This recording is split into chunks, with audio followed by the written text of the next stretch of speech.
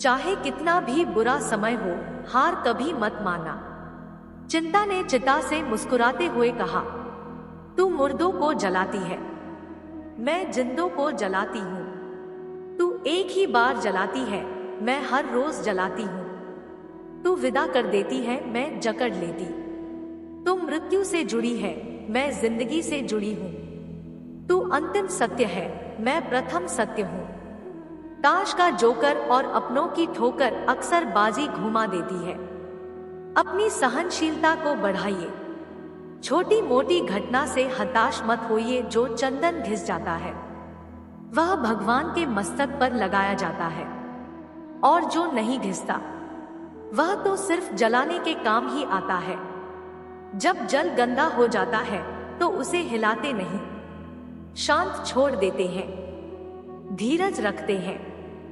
गंदगी अपने आप नीचे बैठ जाती है, साफ जल अपने आप ऊपर आ जाता है।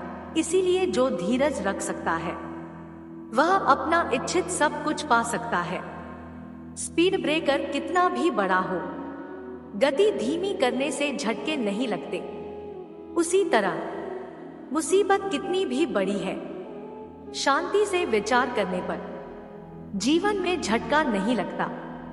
आदमी जब पत्तल में खाना खाता था, मेहमान को देखकर वह हरा हो जाता था। स्वागत में पूरा परिवार बिछ जाता था। बाद में जब वह मिट्टी के बर्तन में खाने लगा, रिश्तों को जमीन से जुड़कर निभाने लगा। फिर जब पीतल के बर्तन उपयोग में लेता था, रिश्तों को 7-6 महीने में चमका लेता था। लेकिन बर्तन कांच के जब से बरतने लगे, एक हल्की सी चोट में रिश्ते बिगड़ने लगे। अब बर्तन थर्मोकोल पेपर के इस्तेमाल होने लगे। सारे संबंध भी अब यूज एंड थ्रो होने लगे।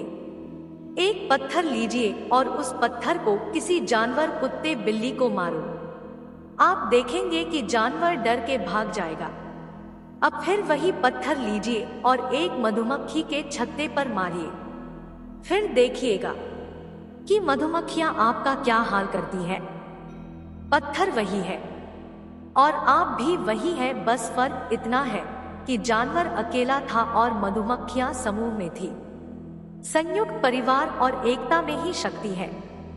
यदि संभव हो तो संयुक्त रहिए, संगठित रहिए। राख की कई परतों के नीचे तक देखा, पर अफसोस वह गुरूर, वो रुतबा, वो पद कहीं नजर नहीं आया जो सारी उम्र ओढ़े बैठे थे।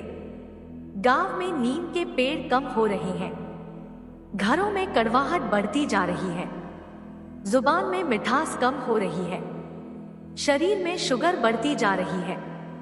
किसी महापुरुष ने सच ही कहा था कि जब किताबें सड़क किनारे रखकर बिकेंगी और जूते कांच के शोरूम में, तब समझ जाना कि लोगों को ज्ञान की नहीं, जूते की जरूरत है। क्यों रोते हो मन का ना होने पर? जो लिखा है वो होकर रहेगा। एक रास्ता बंद करने से पहले भगवान 10 रास्ते खोल देते हैं। गर्मी के मौसम में पत्ते सूखने के बाद भी पंछी घोंसला नहीं छोड़ते, क्योंकि वो भी जानते हैं फिर से बरसात आएगी और पेड़ पर नए पत्ते आएंगे। जो हुआ उसे भूलकर नई शुरुआत करो, और याद रखो, जिसका कोई नहीं होता उसका भगवान होता है। कलश से पूछा गया कि तुमने ऐसा क्या पुण्य किया है कि सबके सिर पर विराजते हो?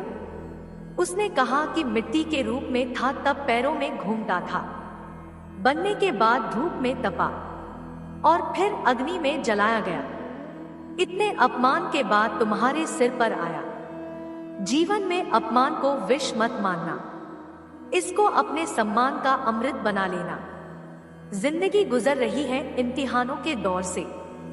एक जख्म भरता नहीं और दूसरा आने की जिद करता है। तमन्नाएं भी उम्र भर कम नहीं होंगी, समस्याएं भी कभी हल नहीं होंगी।